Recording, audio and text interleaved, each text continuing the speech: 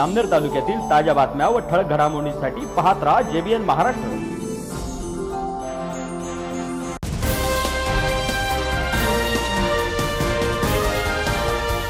नमस्कार, मी मृणाल चौधरी। पाहूया काही ठळक वृत्त।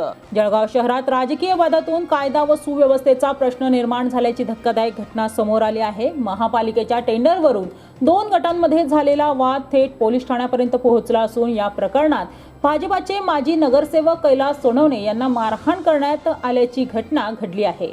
मिळालेल्या माहितीनुसार वाल्मिक नगर परिसरात महापालिकेच्या टेंडर प्रक्रियेवरून कैलास सोनवणे आणि अपक्ष उमेदवारांचे पती राहुल ठाकरे यांच्या समर्थकांमध्ये वाद झाला।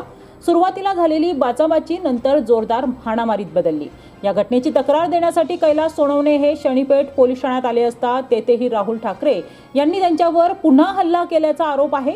या मारहाणीत सोनवणे यांच्यासह 2 जण जखमी झाले असून त्यांना तातडीने उपचारासाठी रुग्णालयात दाखल करण्यात आले। दरम्यान या घटनेला निवडणुकीची पार्श्वभूमी असल्याचीही चर्चा आहे। जळगाव महापालिका निवडणुकीत कैलास सोनवणे यांच्या कन्या प्रतीक्षा सोनवणे यांच्या विरोधात राहुल ठाकरे यांच्या पत्नी चैताली ठाकरे यांनी अपक्ष उमेदवार म्हणून निवडणूक लढवली होती। त्या निवडणुकीत प्रतीक्षा सोनवणे विजयी झाल्यानंतर दोन्ही गटांमध्ये राजकीय वैमनस्य निर्माण झाले होते।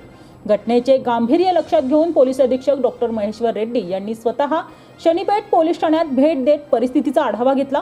पोलीस ठाण्यातच हाणामारी झाल्याने परिसरात तणावाचे वातावरण निर्माण झाले होते। खबरदारीचा उपाय म्हणून शहरासह पोलीस ठाणे परिसरात राज्य राखीव पोलीस दलाचा मोठा पोलीस बंदोबस्त तैनात करण्यात आलाय।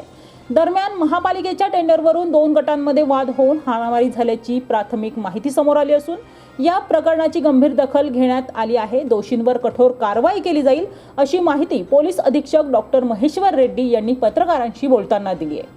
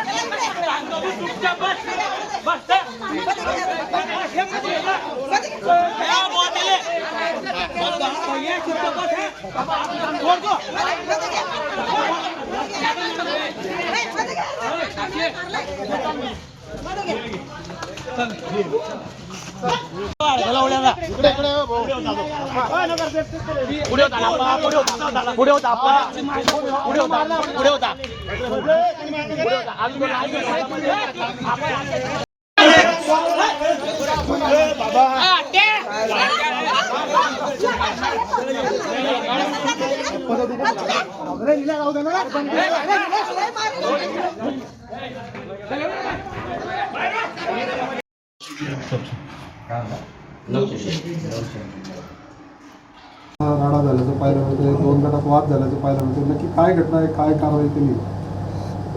मागच्या इलेक्शनमध्ये कल्पेश सोनवणे आणि त्याच्यासमोर एक राहुल ठाकरे हे दोन्ही उमेदवार म्युन्सिपल इलेक्शन लढले होते. आज नेमका काहीतरी कॉर्पोरेशनचे टेंडर निघाले होते म्हणते, त्या विषयावर दोन्ही उमेदवार आणि त्यांच्यासोबत 10 ते 12 लोक त्यांनी शेनीपेठ पोलीस स्टेशन हद्दीमध्ये त्यांचं रोडवरती त्यांचं भांडण झालं होतं.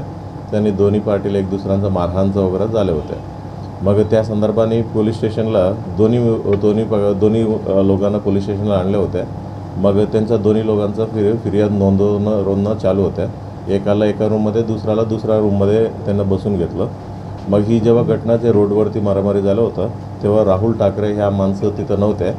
मग ते अचानकपणे पोलीस स्टेशनला आलं आणि जेव्हा ही फिर्याद नोंदवत असताना आणि माझं बहिणीला तुम्ही शिव्या दिला मी नसताना असं ते बोलत, म्हणजे त्यांचा जो फिर्याद नोंदवत होता कैलास सोनवणे, ते कल्पेश सोनवणेचे वडील आहे, त्यांना मारहाण केलं होतं. मग तिथं पोलीस स्टाफ होते त्या रूममध्ये आणि बाहेर पण होते. ते पूर्ण सिच्युएशन 2-3 मिनिटामध्ये आवरण्यात आलेलं आहे आणि दोन्ही पक्षाच्या लोकांचं FIR नोंदवणं चालू आहे आणि त्यांचं म्हणण्यानुसार FIR दाखल करू आणि पोलिसांतर्फे देखील आम्ही FIR नोंदवणार आहे आणि अरेस्ट आणि पुढील कारवाई आम्ही करणार आहे. सर किती जण जखमी किती म्हणजे ही पूर्ण घटनामध्ये 3 लोक जखमी झाला असं माहिती पडतं आहे. कोणाला ताब्यात घेतला का? सर्व आता पोलीस स्टेशनला बसून आहे.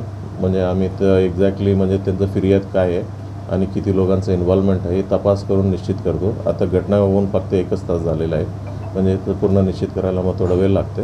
एकदा पूर्ण निश्चित झाल्यानंतर किती आरोपींना आम्ही अटक करते हे सर्व तुम्हाला अपडेट करतो. सर ज्या ठिकाणी घटना घडली सुरुवातीला पहिल्यांदा 2 गटांमध्ये किती सांगण्यात आलं, नेमकं काय करतो? ही इन्व्हेस्टिगेशन आत्ताच 1 तासच झालेलं आहे.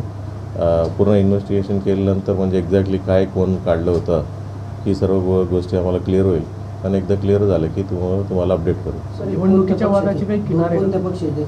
दोन वेगवेगळ्या पक्षाचे आहेत का राजकीय? 2 वेगवेगळ्या पक्ष असतात. कोणत्या पक्षाचे? ही माहिती घेऊन सांगतो. निवडणुकीच्या वादाची काही किनारे निवडणुकीच्या वादाची काही किनारे काय आजच्या मागणी? म्हणजे ते पण निवडणूक झालं होतं, बट जे प्राथमिक इन्फॉर्मेशन असं आहे की म्हणजे दोन्ही जे उमेदवार आहेत, म्हणजे जे जिंकलेलं आणि पडलेलं दोन्ही त्यांच्या संबंधित लोकांनी टेंडर भरले होते म्हणते, त्याच्यावर ही वाद झाला असं प्रथमदर्शनी माहिती प्राप्त झालेलं आहे.